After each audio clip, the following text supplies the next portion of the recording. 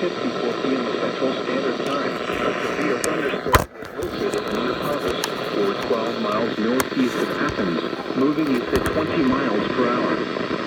Hazard, 60 miles per hour in gust and quarter-size hail. That is correct.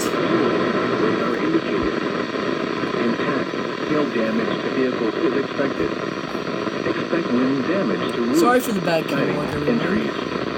Locations in Texas include Northern Huntsville, Meridianville, Moores Mill, Hazel Green, Alabama A&M University, Paphos, Tooele, and Fisk. For your protection, move to an interior room on the lowest floor of a building. Repeating, a severe thunderstorm warning has been issued until 4:30 p.m. Central Standard Time for the following counties in Alabama: Limestone and Madison,